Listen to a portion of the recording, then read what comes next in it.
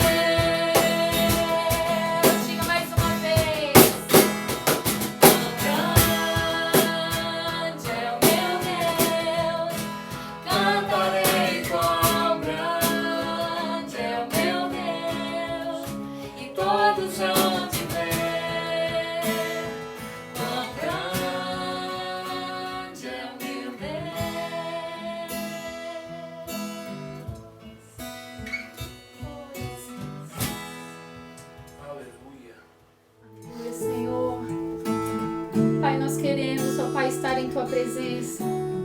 Pai, nós precisamos entrar em Tuas presenças, Senhor. Oh, Deus, na Tua presença, Senhor, nós encontramos, Senhor, descanso. Em Tua presença, Senhor, nós encontramos a paz, ó Pai, o alívio que nós precisamos. Pai, na Tua presença, Senhor, nós encontramos amor. Tudo aquilo que precisamos, Senhor, nós podemos encontrar em Ti, ó Pai. E nessa hora, Pai, através da adoração, nós queremos, Senhor, chamar a Tua atenção, ó Pai. Olha, Senhor, para nós nessa noite, recebe todo o nosso louvor. Aleluia. Toda a nossa adoração, ó Deus, recebe. Oh, Pai, nós queremos Te sentir. Aleluia. Santo, Santo.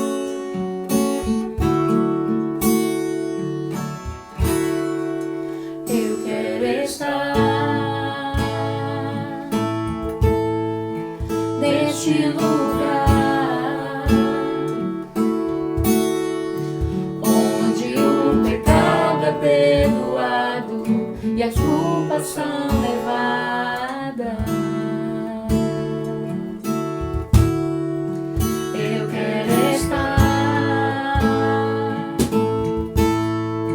neste lugar onde o amor não se esfrie e o fogo não se apague. Em Tua presença,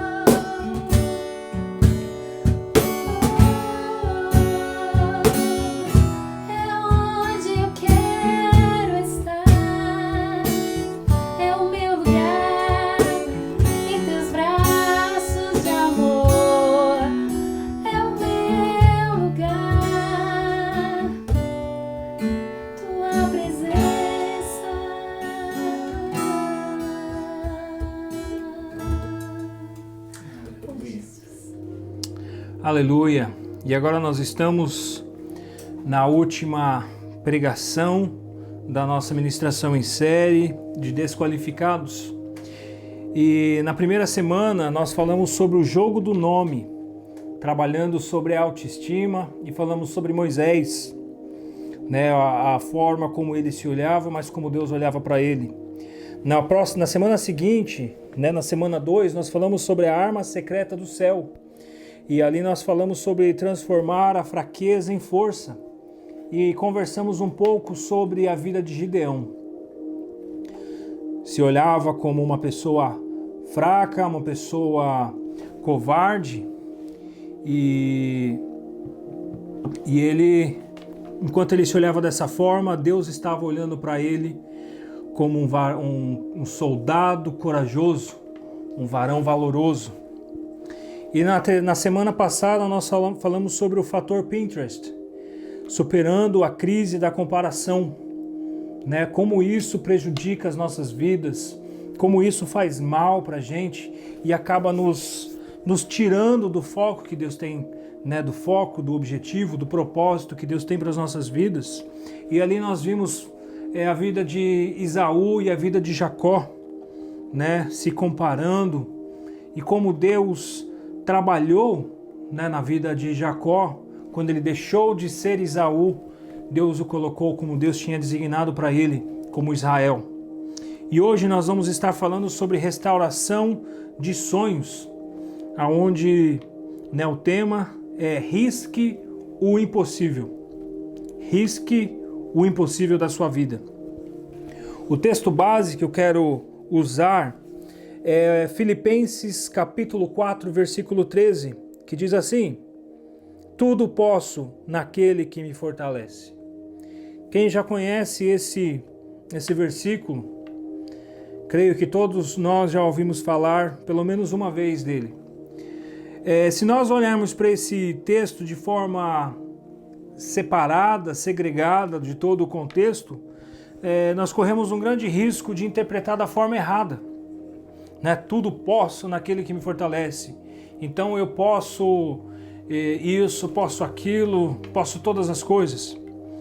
Mas quando nós olhamos para esse texto de forma, analisando o seu contexto, alguns versículos antes nós vamos ver Paulo dizendo: eu posso, eu sei viver em abundância, eu sei viver, né, na escassez, eu sei viver de várias maneiras, tudo posso naquele que me fortalece.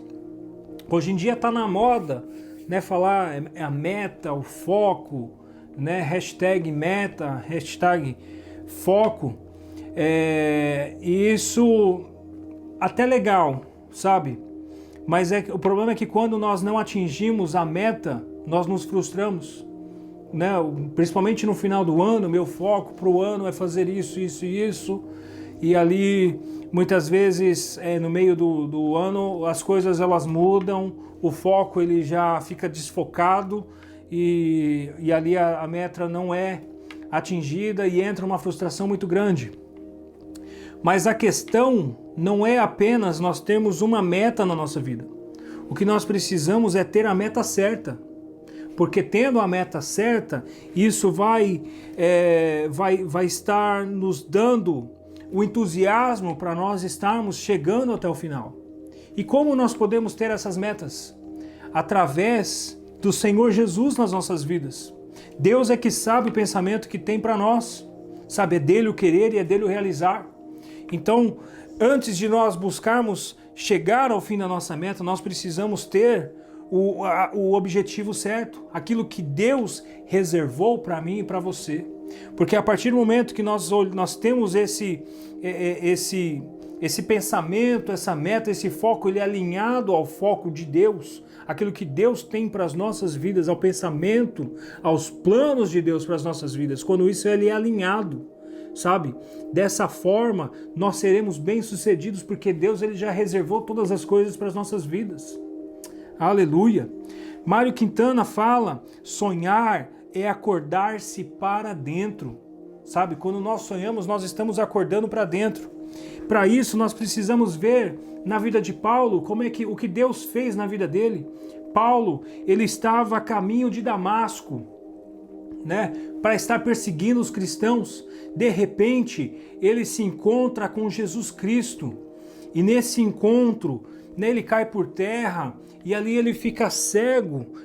Nasce como se fossem umas escamas nos seus olhos e ele fica cego. Sabe, a partir do momento em que ele fica cego, aqui eu vou espiritualizar, a partir do momento em que Paulo ele está cego para o mundo, ele começa a se enxergar por dentro, sabe? E o seu objetivo, a sua meta, o seu foco, ele deixa de existir e ali começa o foco, o objetivo, a meta que o Senhor Jesus tinha para a vida dele. Sabe, no momento em que ele estava cego, foi o momento em que ele começou a enxergar. Não enxergar no mundo, né, físico, mas enxergar de forma espiritual, porque ele teve um encontro com o Senhor Jesus. Sabe, em Atos capítulo 13, versículo 9, fala: todavia Saulo, também chamado Paulo, cheio do Espírito Santo. E aqui continua o versículo, mas o que eu quero passar aqui é Saulo, enquanto ele estava no caminho, vivendo a sua meta, o seu propósito, o seu objetivo, ele estava ali passando como Saulo. Saulo, ele tinha 2 nomes, né? Ele tinha um nome chamado Saulo e ele tinha também como Paulo. Não foi que o Senhor mudou o nome dele, mas ele parou de se chamar como Saulo e começou a se chamar como Paulo a partir do momento em que ele teve esse encontro com o Senhor Jesus. Por quê? Porque o seu nome Paulo era muito mais útil para o propósito que o Senhor tinha na vida dele do que o propósito que ele tinha para si mesmo. Se nós olharmos em Atos 9, versículo 20, 21a e 22, diz: e logo pregava nas sinagogas a Jesus, afirmando que este é o Filho de Deus. Ora, todos os que o ouviam estavam atônitos e diziam: não é este o que exterminava em Jerusalém os que invocavam o nome de Jesus? Saulo, porém, mais e mais se fortalecia e confundia os judeus que moravam em Damasco, demonstrando que Jesus é o Cristo. Olha que interessante. Aqui Saulo ele já começou a pregar, sabe, nas sinagogas, estavam dizendo, e as pessoas estavam olhando, né, para ele, dizendo: não é esse aquele que estava exterminando, aqueles que estavam falando de Jesus, os que estavam invocando o nome do Senhor Jesus? Não é essa pessoa, e hoje ele está falando de Jesus. Porém, ele mais se fortalecia e confundia os judeus que moravam em Damasco, demonstrando que Jesus é o Cristo. Sabe? A partir do momento que Saulo ele tem um encontro com o Senhor Jesus, a sua meta, o seu objetivo pessoal de vida, ele é convertido para o objetivo que o Senhor tinha para a vida dele. E ali então, na palavra começa a mostrar o seu nome sendo Paulo. Sabe, quanto mais nós entendemos isso para as nossas vidas, quanto mais nós entendemos que nós somos Paulos aos olhos de Deus, menos nós estaremos nos agindo como Saulo. Quanto mais nós sabemos que Deus tem reservado Paulos para as nossas vidas, menos nós estaremos procurando Saulos em nós, menos nós estaremos agindo como Saulo. É o que Deus tem para mim e para você. Sabe, nós precisamos estar realmente com o nosso foco primordial, o nosso foco prioritário, sabe? É entender o que Deus te criou para ser. Saulo, ele viveu de forma bem acadêmica na sua vida toda. Ele foi uma pessoa de relevância na sua sociedade. Mas ele teve um encontro com o Senhor.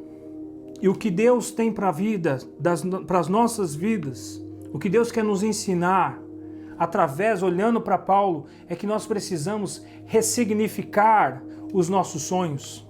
Nós precisamos dar um novo sentido. Nós precisamos dar um novo intento para aquilo que nós temos sonhado, para que os nossos sonhos possam estar sendo alinhados com o do Senhor.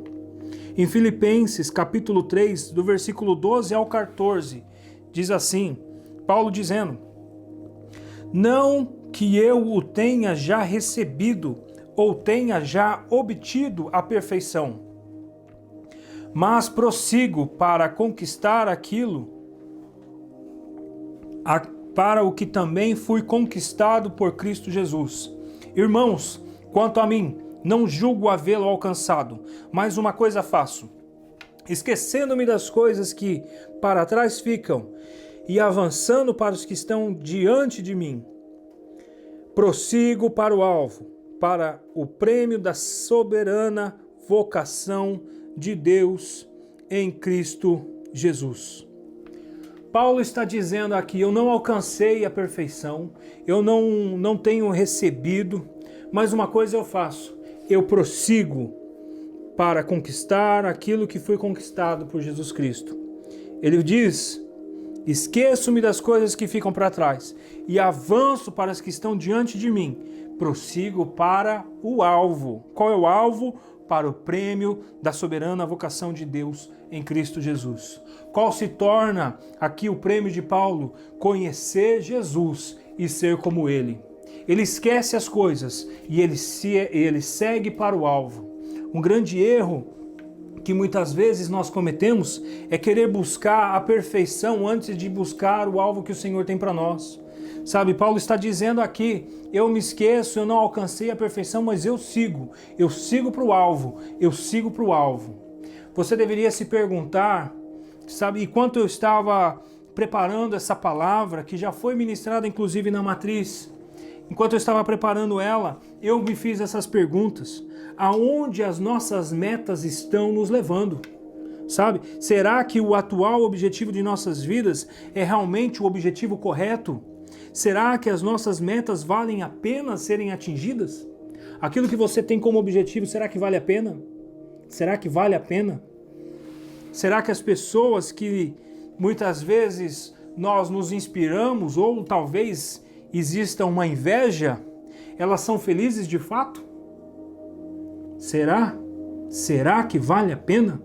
O que nós precisamos fazer, conforme diz a palavra, ressignificar as nossas metas, ressignificar os nossos propósitos, porque a palavra de Deus para a nossa noite é de que nós precisamos riscar o impossível das nossas vidas. E como eu posso riscar o impossível da minha vida? A partir do momento em que eu vivo o propósito de Deus para mim.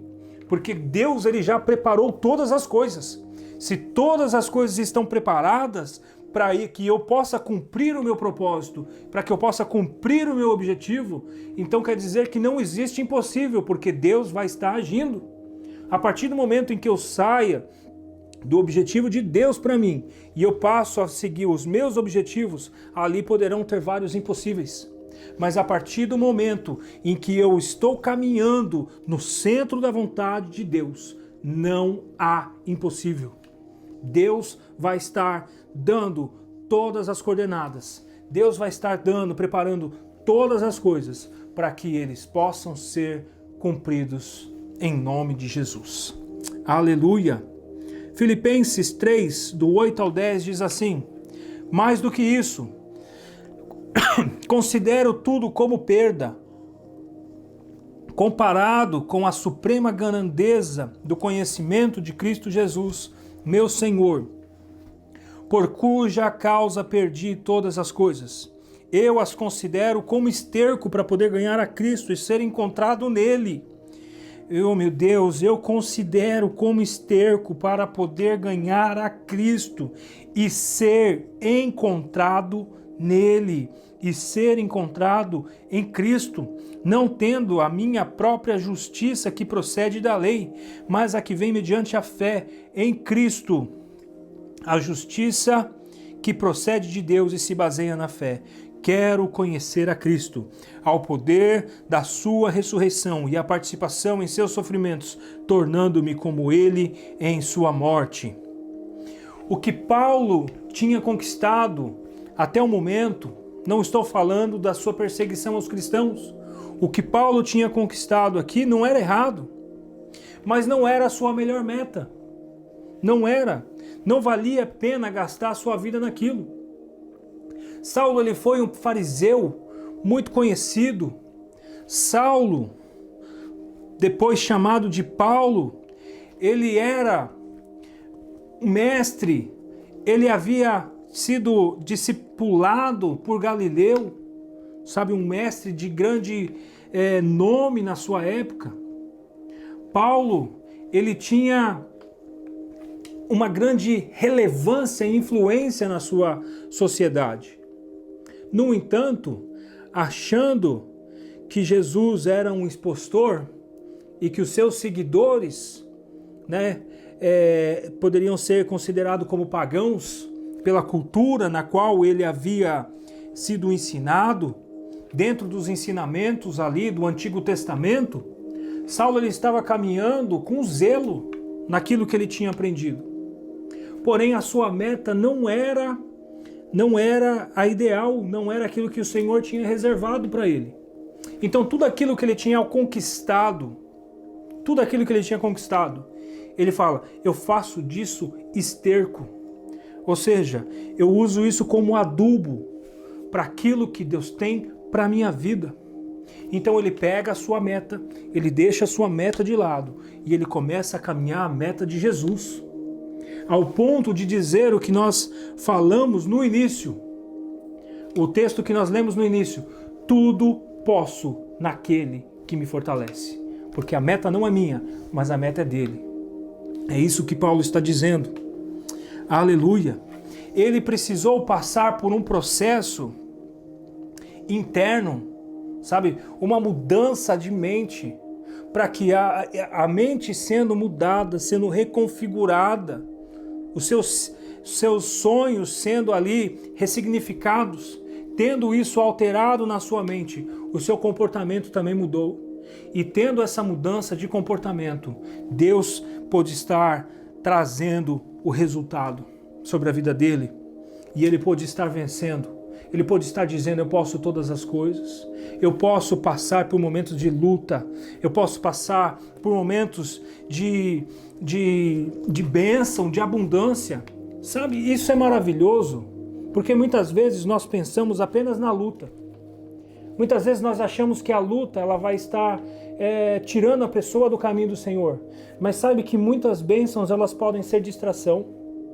Você já parou para pensar se você tivesse uma piscina na sua casa e você morasse num lugar onde você tem um clima favorável? Será que isso não estaria te tirando do seu objetivo? Saiba de uma coisa, se a bênção ela te tira do propósito que Deus tem para a sua vida, isso já não é mais bênção, mas se torna uma maldição, porque está te tirando do seu propósito. Mas, se nós estamos caminhando no centro da vontade de Deus, o impossível será riscado das nossas vidas. Precisamos mudar, sabe, deixar de viver espiritualizando aqui como Saulos e passando a viver o que Deus tinha reservado como Paulos. Podemos usar o texto de Jacó, deixando de ser Jacó, mas vivendo como Israel. E algo interessante é que quando Jesus ele chama Pedro, que também era chamado de Simão Pedro, e Jesus ele fala para ele, a partir do momento em que ele tem o conhecimento de que, a revelação de que Jesus, ele é o Filho de Deus, ele é o próprio Deus, tu és o Cristo, o Filho do Deus vivo. Jesus ele fala, você já não é Pedro, eu digo que você é Pedro, e sobre essa pedra edificarei a minha igreja e as portas do inferno não prevalecerão. Só que depois que Pedro nega Jesus e Jesus ele ressuscita, ele chama Simão, ele chama Pedro de Simão. Deus, da mesma forma, ele se revela a Moisés no arbusto e ele diz, eu sou o Deus de Abraão, de Isaac e de Jacó. Jesus ele não disse que ele era o Deus de Israel. Sabe o que isso mostra para mim e para você? De que muitas vezes nós estaremos saindo do caminho, mas Deus ele continua sendo o Deus das nossas vidas. Ele era o Deus de Israel, mas ele também foi o Deus de Jacó. No momento em que Jacó estava vivendo como Jacó, ele continuava sendo o Deus dele. No momento em que ele passa a viver como Israel, Deus continua sendo o Deus dele. Então, se por acaso você não está vivendo no caminho que Deus tem reservado, muitas vezes você ali, o seu propósito ainda não está alinhado, é só você estar entregando nas mãos do Senhor. Ele continua sendo o seu Deus, Ele continua sendo o meu Deus. Ele quer trabalhar nas nossas vidas para que nós possamos estar vivendo a plenitude do que Ele tem reservado para nós. Vamos riscar o impossível das nossas vidas, aquilo que nos desqualifica, sabe? Deus vai estar nos dando graça, porque Ele já tem nos chamado, e se Ele chamou, Ele está equipando as nossas vidas, Ele está nos dando uma dose, uma overdose de instrução, para que nós possamos viver a plenitude do que Ele tem para nós. Em nome de Jesus. Neste momento eu quero orar por você e com você, para que Deus possa estar, se o Espírito Santo possa estar falando aos nossos corações e trazendo a mudança necessária para as nossas vidas. Aleluia. Senhor, eu te louvo e te agradeço pela tua palavra, pelo teu amor, ó Deus. Obrigado, porque o Senhor tem sido fiel nas nossas vidas. Obrigado, Senhor Jesus, porque o Senhor tem nos trabalhado, Senhor, na nossa autoestima. Obrigado, ó Pai, porque o Senhor tem o desejo de transformar as nossas fraquezas em força. No fraco nós somos fortes. Obrigado, Senhor, porque o Senhor tem nos ensinado a estarmos, Senhor, superando a crise da comparação que nos distrai e nos tira dos teus caminhos.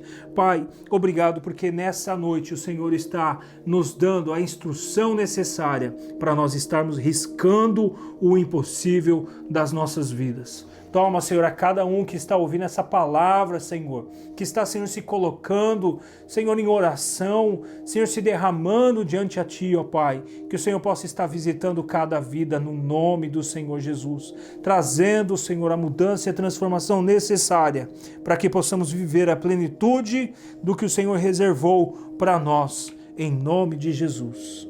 Amém. Aleluia. Esse é o momento de nós estarmos dizimando e ofertando na casa do Senhor com um ato de adoração. Deixo aqui o meu agradecimento a todos vocês, que Deus possa estar retribuindo de forma poderosa nesses tempos de crise, né? Poder fazer história de lealdade, de fidelidade, isso é maravilhoso e Deus vai estar recompensando e aumentando a sementeira no nome de Jesus. Pai, visita, Pai, cada um, abençoa, te louvo e te agradeço pela oportunidade que o Senhor nos dá de poder, Senhor, dizimar e ofertar na Tua casa, porque se podemos fazer é porque o Senhor tem nos abençoado. Obrigado, Senhor, e visita cada um. Declaro, Senhor, vida abundante em nome de Jesus. Amém.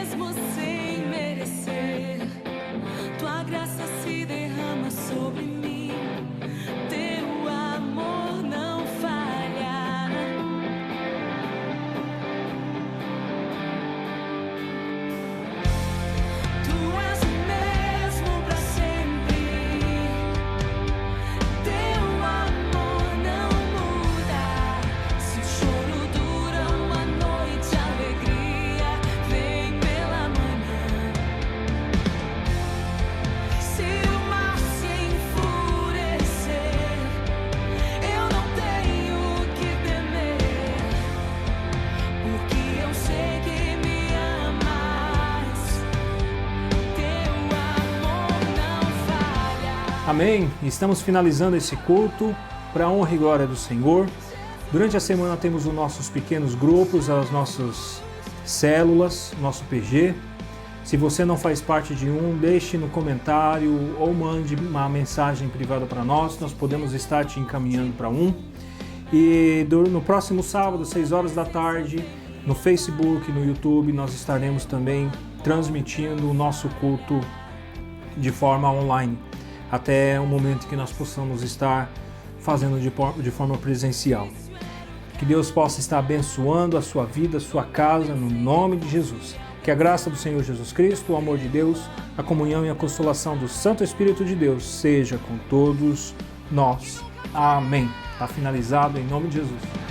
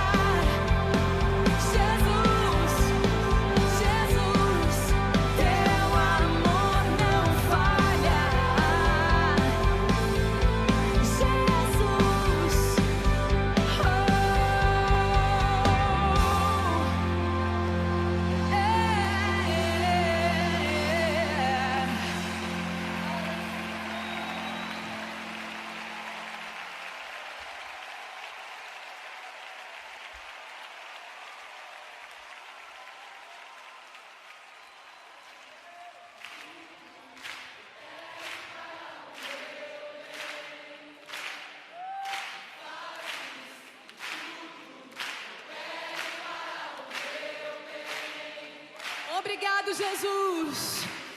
Tudo coopere para o meu bem. Obrigado, Jesus.